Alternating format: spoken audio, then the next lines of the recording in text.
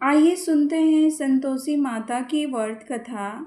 सबसे पहले हम सभी प्रेम से उस आदिशक्ति माँ संतोषी का ध्यान करेंगे, जो अपने भक्तों के थोड़े समर्पण और गुड़ चने के प्रसाद से ही प्रसन्न हो जाती है। हाथ जोड़कर बोलिए, जय माँ संतोषी माता, जय संतोषी माता, सुख संपत्ति की दाता। ये कथा केवल एक कहानी नहीं, बल्कि विश्वास की वह शक्ति है जिसने एक दुखियारी बहू के जीवन में खुशियों का उजाला भर दिया। चलिए इस दिव्य यात्रा पर चलते हैं। शुक्रवार के दिन माँ संतोषी का व्रत पूजन किया जाता है। इस पूजा के दौरान माता की आरती पूजन अथा अंत में माता की कथा सुनी जाती है। एक गांव में एक बुढ़िया थी। उसके 7 बेटे थे। 6 कमाने वाले थे, जबकि एक निकम्मा था। बुढ़िया 6 बेटों की रसोई बनाती, भोजन कराती और उनसे जो कुछ झूठन बचती वह 7वें को दे देती। एक दिन वह पत्नी से बोला, देखो मेरी माँ मुझ पर कितना प्रेम करती है। वह बोली, क्यों नहीं, सबका झूठा जो तुमको खिलाती है। वह बोला, ऐसा नहीं हो सकता, मैं जब तक आंखों से देख ना लूं मान नहीं सकता। बहू हंसकर बोली, देख लोगे तब तो मानोगे। कुछ दिन बाद त्योहार आया। घर में 7 प्रकार के भोजन और चूरमे के लड्डू बने। वह जांचने को सिर दुखने का बहाना बनाकर पतला वस्त्र सिर पर ओढ़े रसोई घर में सो गया। वह कपड़े में से देखता रहा। 6 भाई भोजन करने आए। उसने देखा माँ ने उनके लिए सुंदर आसन बिछा, नाना प्रकार की रसोई परोसी और आग्रह करके उन्हें जमाया। वह देखता रहा। 6 भोजन करके उठे, तब माँ ने उनकी झूठी थालियों में से लड्डुओं के टुकड़े उठाकर एक लड्डू बनाया। झूठन साफ कर बुढ़िया माँ ने उसे पुकारा, बेटा 6 भाई भोजन कर गए, अब तू ही बाकी है, उठ, तू कब आएगा। वह कहने लगा, माँ मुझे भोजन नहीं करना, मैं अब परदेश जा रहा हूँ। माँ ने कहा, कल जाता हो तो आज चला जा। वह बोली, हाँ आज ही जा रहा हूँ। यह कहकर वह घर से निकला। चलते समय पत्नी की याद आई। वह गौशाला में कंडे थाप रही थी। वह जाकर बोला, हम जावें परदेस आवें, कुछ काल तुम रहियो संतोष से धर्म अपना पालना। वह बोला, मेरे पास तो कुछ नहीं है, ये अंगूठी है सो ले लो, अपनी कुछ निशानी मुझे दे दो। वह बोली, मेरे पास क्या है, ये गोबर भरा हाथ है। यह कहकर उसकी पीठ पर गोबर के हाथ की थाप मार दी। वह चल दिया। चलते चलते दूर देश पहुंचा। वहाँ एक साहूकार की दुकान थी। वहाँ जाकर कहने लगा, भाई मुझे नौकरी पर रख लो। साहूकार को जरूर थी। बोला, रह जा। लड़के ने पूछा, तनख्वाह क्या दोगे। साहूकार ने कहा, काम देखकर दाम मिलेंगे। साहूकार की नौकरी मिली। वह सुबह 7 बजे से 10 बजे तक नौकरी करने लगा। कुछ दिनों में दुकान का सारा लेन देन, हिसाब किताब, ग्राहकों को मोल बेचना, सारा काम करने लगा। साहूकार के 7-8 नौकर थे। वे सब चक्कर खाने लगे, ये तो बहुत होशियार बन गया। सेठ ने भी काम देखा और 3 महीने में ही उसे आधे मुनाफे का हिस्सेदार बना दिया।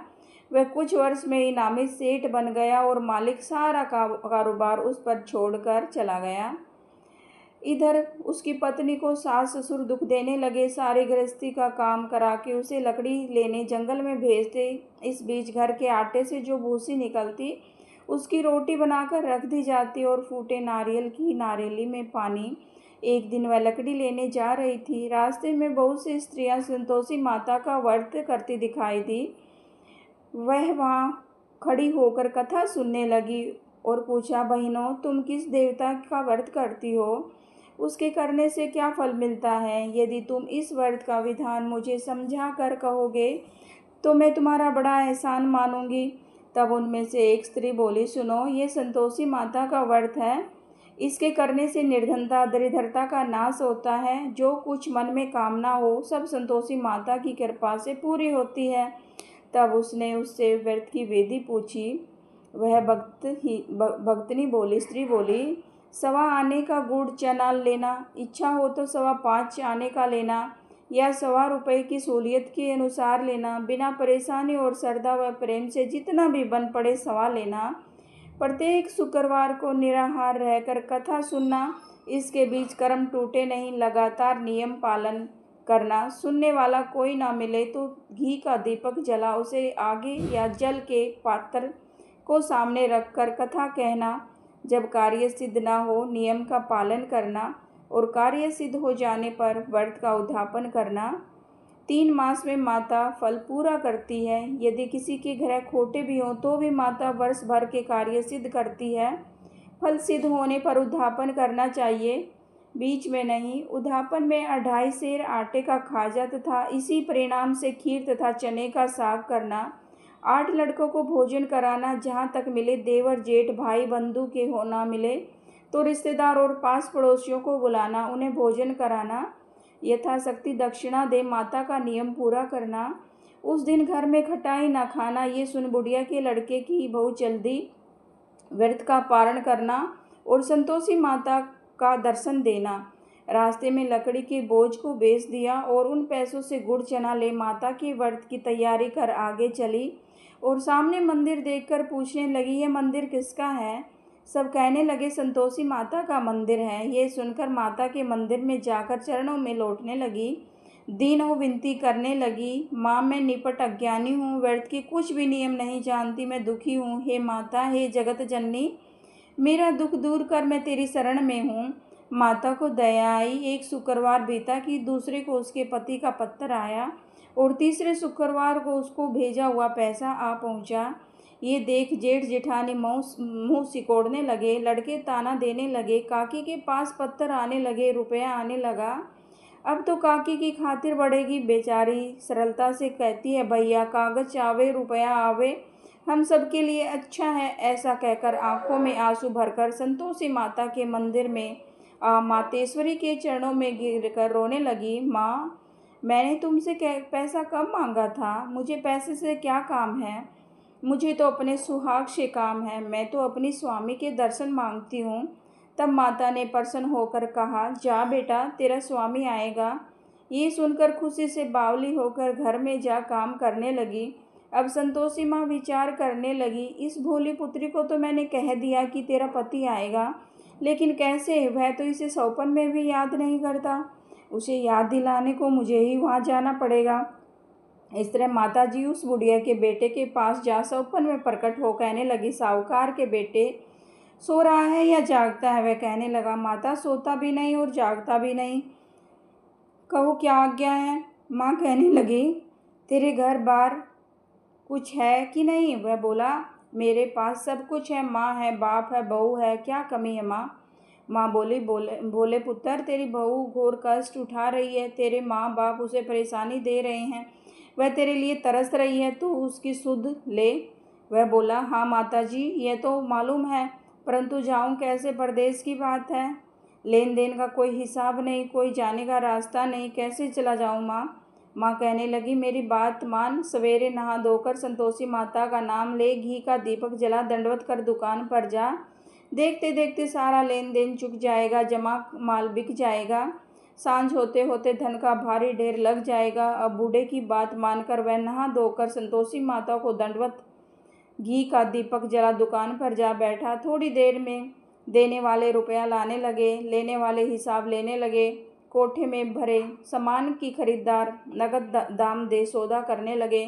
शाम तक धन का भारी ढेर लग गया। मन में माता का नाम ले चमत्कार देख प्रसन्न हो घर में ले जाने के वास्ते गहना कपड़ा सामान खरीदने लगा।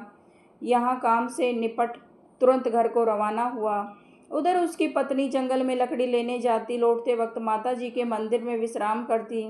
वह तो उसके प्रतिदिन रुकने का जो स्थान ठहरा। धूल उड़ती देख वह माता से पूछती है, हे माता, ये धूल कैसे उड़ रही है? माता कहती, पुत्री, तेरा पति आ रहा है, अब तू ऐसा कर, लकड़ियों के 3 बोझ बना ले, एक नदी के किनारे रख, दूसरा मेरे मंदिर व तीसरा अपने सिर पर।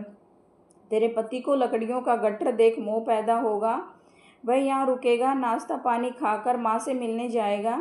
अब तू लकड़ियों का बोझ उठा कर जाना और चौक में गट्ठर डालकर जोर से आवाज़ लगाना, लो सासू जी, लकड़ियों का गट्ठर लो, भूसे की रोटी दो, नारियल के खोपड़े में पानी दो, आज मेहमान कौन आया है? माता जी से बहुत अच्छा कहकर वह पर्सन मन से लकड़ियों के 3 गट्ठर बनाए, एक नदी के किनारे पर और एक माता जी के मंदिर पर रखा। इतने में मुसाफिर आ पहुंचा। सूखी लकड़ी देख उसे उसकी इच्छा उत्पन्न हुई, हम यहीं पर विश्राम करें और भोजन बनाकर खा पीकर गांव चले। इस तरह रुककर भोजन बना विश्राम करके गांव को गया। सबसे प्रेम से मिला। उसी समय सिर पर लकड़ी का गट्ठर लिए वह उतावली सी आती है, लकड़ियों का भारी बोझ आंगन में डालकर जोर से 3 आवाज़ लगाती है, लो सासू जी लकड़ियों का गट्ठर लो, भूसी की रोटी दो, आज मेहमान कौन आया है? ये सुनकर उसकी सास बाहर आकर अपने दिए हुए कष्टों को भुलाने हेतु कहती है, बहू ऐसा क्यों कहती है? तेरा मालिक ही तो आया है, आ बैठ, मीठा भात खा, भोजन कर, कपड़े गहने पहन। उसकी आवाज़ सुन उसका पति बाहर आता है, अंगूठी देख व्याकुल हो जाता है। माँ से पूछता है, माँ ये कौन है? माँ बोली, बेटा ये तेरी बहू है, जब से तू गया है तब से सारे गांव में भटकती फिरती है, घर का काम काज कुछ करती नहीं, 4 पहर खाकर खा जाती है। वह बोला, ठीक है माँ, मैं इसे भी देखा और तुम्हें भी। अब दूसरे घर की ताली दो, उसमें रहूँगा। माँ बोली, ठीक है, जैसी तेरी मर्जी। तब वह दूसरे मकान की तीसरी मंजिल का कमरा खोल सारा सामान जमा कर एक दिन राजा के महल जैसा ठाट बाट बन गया। अब क्या था, बहू सुख भोगने लगी। इतने में शुक्रवार आया। शुक्रवार के व्रत के उद्यापन में हुई भूल किया खटाई का इस्तेमाल। उसने पति से कहा, मुझे संतोषी माता के व्रत का उद्यापन करना है। पति बोला, खुशी से करो। वह उद्यापन की तैयारी करने लगी। जेठानी के लड़कों को भोजन के लिए कहने लगी। उन्होंने मंजूर किया, परंतु पीछे से जेठानी ने अपने बच्चों को सिखाया, देखो भोजन के समय खटाई मांगना, जिससे उसका उद्यापन पूरा न हो। लड़के जीमने आए, खीर खाना पेट भर खाया, परंतु बाद में खाते ही कहने लगे, हमें खटाई दो, खीर खाना हमको भाता नहीं, देखकर अरुचि पैदा होती है। वह कहने लगी, भाई खटाई किसी को नहीं दी जाएगी, ये संतोषी माता का व्रत है। लड़के उठ खड़े हुए और बोले, पैसा लाओ। भोले बहू कुछ जानती नहीं थी।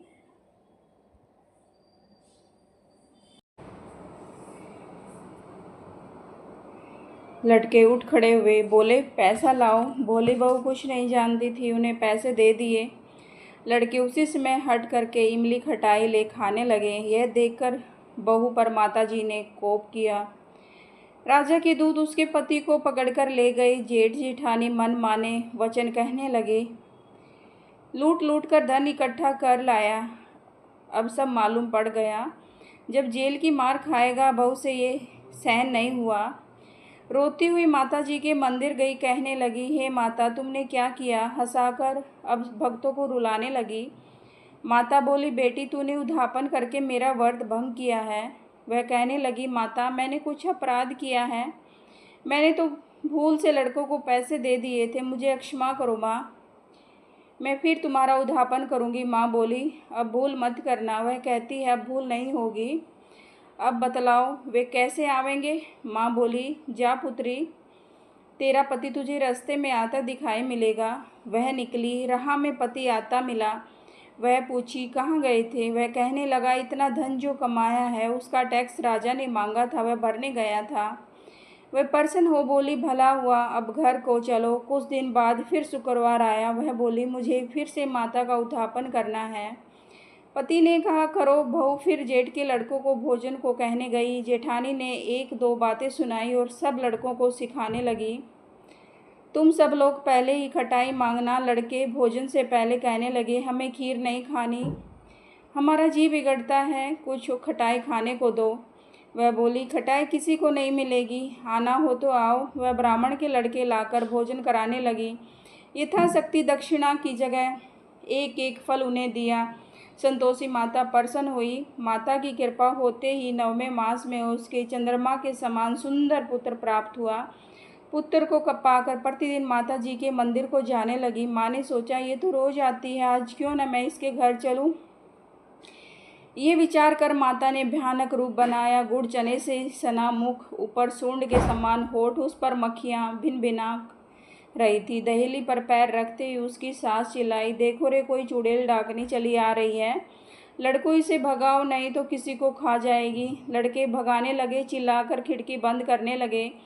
बहू रोशनदान में से देख रही थी। प्रसन्नता से पगली बन चिल्लाने लगी, आज मेरी माताजी मेरे घर आई है। वह बच्चे को दूध पीने से हटाती है और इतने में सास का क्रोध फट जाता है। वह बोली, क्या उतावली हुई है? बच्चे को पटक दिया। इतने में माँ के प्रताप से लड़के ही लड़के नजर आने लगे। वह बोली, माँ, मैं जिसका व्रत करती हूँ ये वही संतोषी माता है। सबने माता जी के चरण पकड़ लिए और विनती कर कहने लगे, माता, हम मूर्ख हैं, अज्ञानी हैं, तुम्हारे व्रत की विधि हम नहीं जानते। व्रत भंग कर हमने बड़ा अपराध किया है। जग माता, आप हमारा अपराध क्षमा करो। इस प्रकार माता प्रसन्न हुई। बहू को प्रसन्न हो, जैसा फल दिया वैसा माता सबको दे। जो पढ़े उसका मनोरथ पूर्ण हो। बोलो जय संतोषी माता की जय हो। जय संतोषी माता।